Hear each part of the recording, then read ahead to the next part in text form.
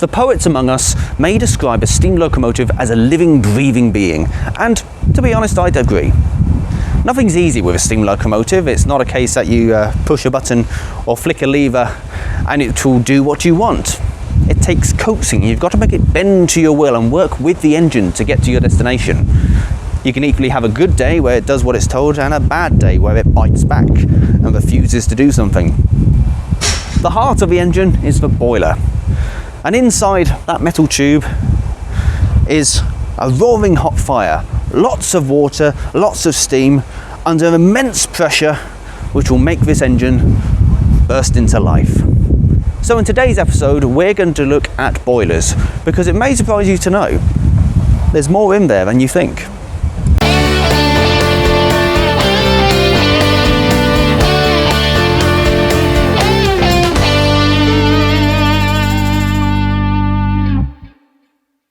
For this week's episode, I've lined up Sam, who's our boiler shop manager here at the railway. He started as an apprentice in 2009, went away in 2014, came back a few years later in his current role.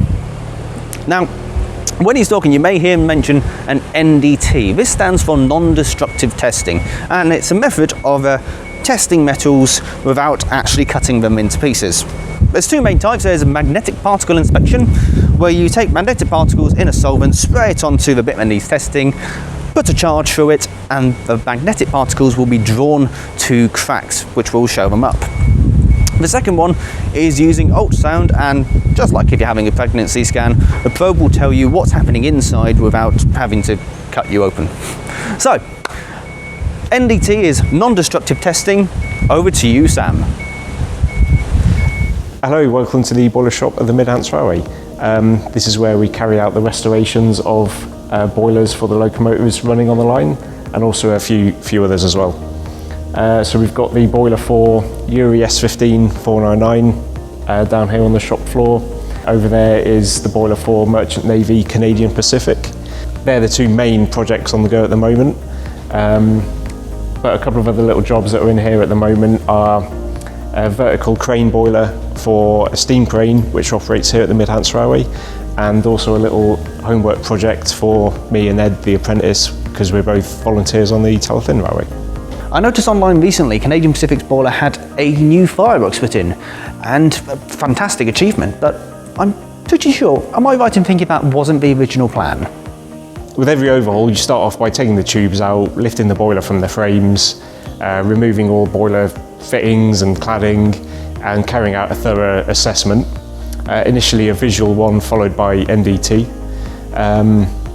So this was all done, the NDT was carried out, and this didn't show up anything particularly bad.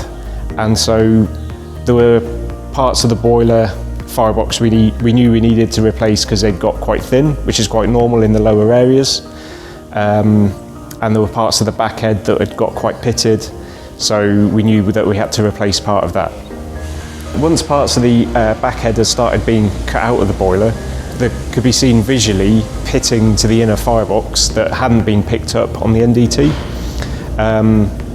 largely due to the nature of the stays. It's quite difficult for the NDT it can only see what's underneath the probe, and where the stays are hammered over into a domed head, it hadn't picked up pitting that had occurred on the water side of the firebox immediately around the stays. But as I say, once we'd started to cut the back head off, we could see visually that there's actually quite a lot of pitting around all the stays of the firebox. And the further we looked, the more we could see, and eventually the decision was made that actually there was so much work required that a new firebox was the way to go. Ah, brilliant. So, let's go and have a look at the boiler. Yes, of course, let's go have a look. So Sam, we're now down on the floor, which is something I hardly ever get to see. Which boiler is this from? So this is the boiler from Merchant Navy Canadian Pacific. Fantastic. And I'm guessing it's not normally upside down? No, so yeah, it's upside down at the moment. You've got your water gauges down here and fire roll door up there. It's still upside down from when we dropped the new firebox in. It will stay upside down until we've at least riveted the foundation ring in. We'll start the process of reaming and tapping and fitting some of these stays, but that can be carried on with the boiler upright as well. Fantastic. So you're talking about stays. What are stays? So boiler stays are, this is essentially a stay. As you can see, it's threaded both ends with a plain section in the middle. When we go to tap these holes out, we use extra long reamers and taps so that both holes, the thread is in pitch. These are then machined in pitch so that we can wind a stay in, and we know that it will wind into the plate on the inside of the firebox without becoming cross-threaded in the outer plate. So with bits of metals like that, what happens if they crack? Because I'm guessing the firebox needs to be held in sort of a suspended sort of state. So what do you do about that? That's right there. If we were to find a cracked stay on an in-service inspection, once the loco is running, depending on how many we find broken, if you've got one or two in an isolated place, we might monitor it and leave it for now until we can sort of do more investigation. If we find an area of broken stays, then that becomes a bit of a bigger job, and we go into some major surgery where we start sort of drilling out and replacing them. Lovely. So how do you tell, considering you've got kind of sheet plate and you haven't got X-ray vision to go through? Well, as far as I'm aware. Quite the traditional technique is with a hammer, which you can do up in the viewing gallery of the boiler shop. There's a little display set up where you can have a go yourself. Brilliant. Can we go and have a look? We can, yeah. So we're up on the viewing gallery at the moment. Up here we've set up this display of boiler stays. These are actually cut from the thermic siphons of Canadian Pacific as part of the major restoration. What we've done is set this up so that you can have a go yourself at tapping stays.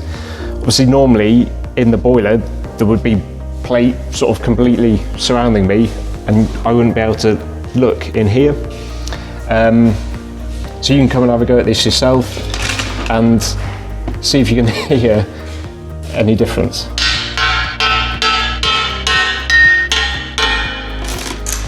So this one here that was broken sort of made quite a distinctly different sound, but all sorts of things can also affect it depending on whether a stay is near a radius or like a large unsupported part of the firebox or near the firehole door. They can all sound a little bit different, but once you've done it enough times, the ones that are broken make a distinctly different noise.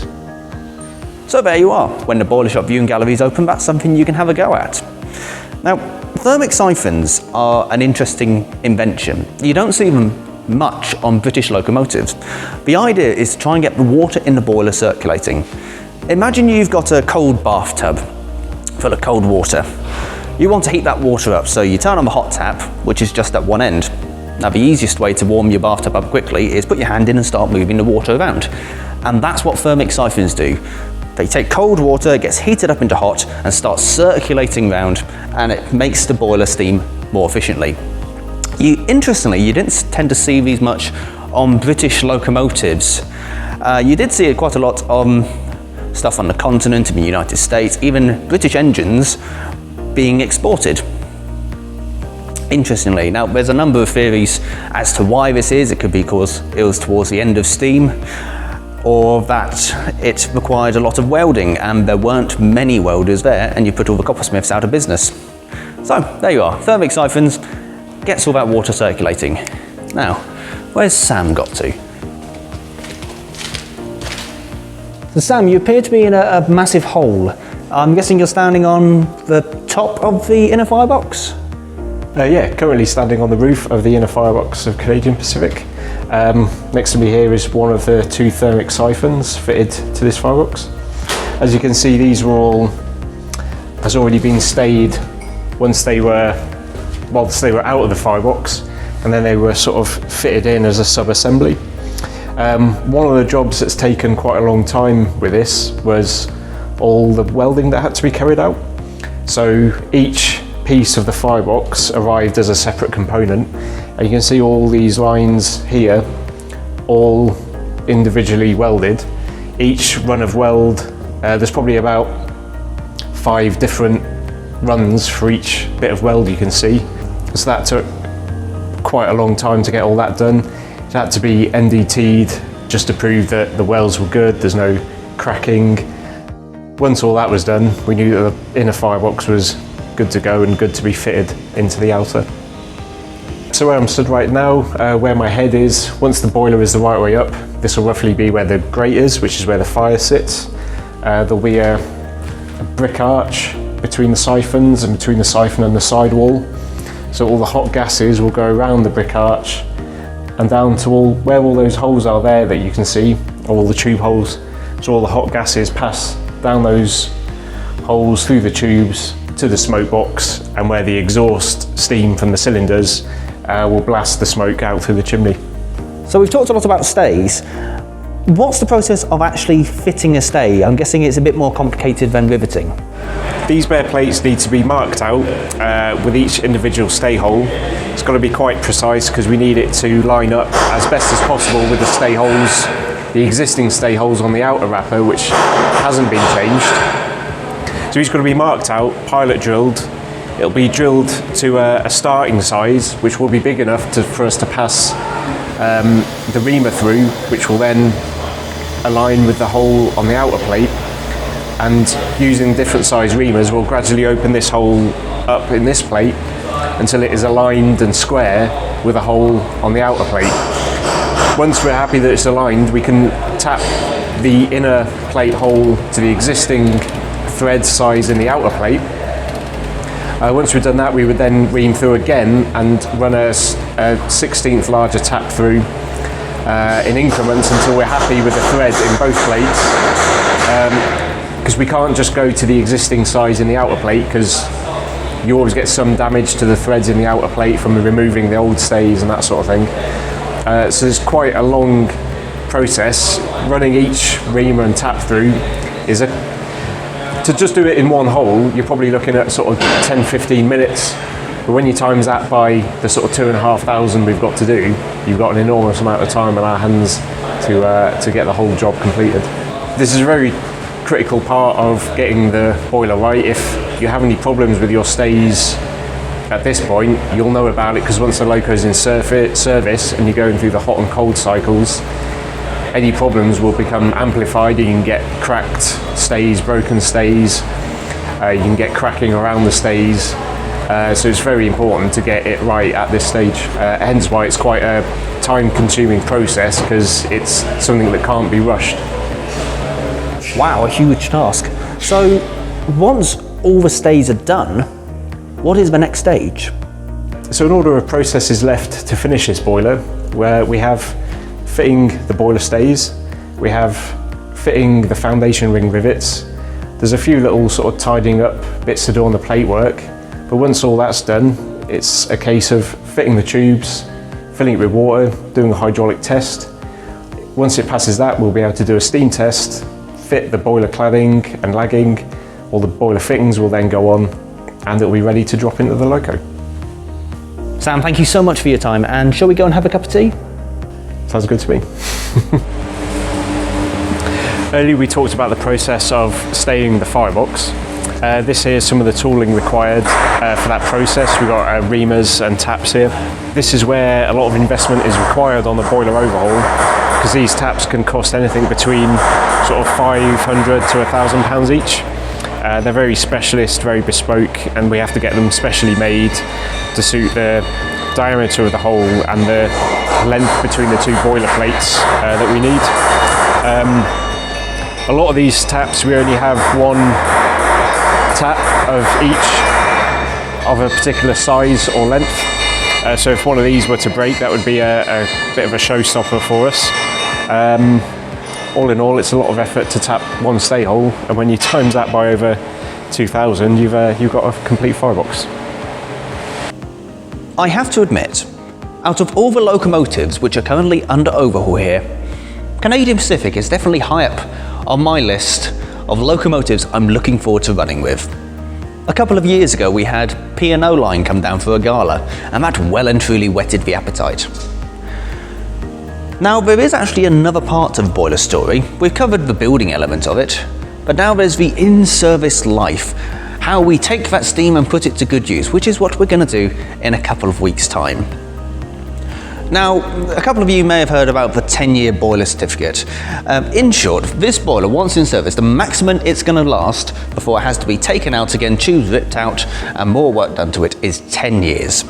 Now, in practice, there's an annual boiler exam where the boiler inspector will come in, do tests, and recertify that boiler for another year. Occasionally, locomotives don't actually make it to the full 10-year. Off the top of my head, City of Truro. That failed a couple of years before it was due to retire with leaking tubes. Swings and roundabouts. Locomotives and boilers are an expensive business, there's no doubt denying it. They were designed for mass public transport, not to be owned by one singular person. In the same way, you don't get many private owners or singular owners of jumbo jets.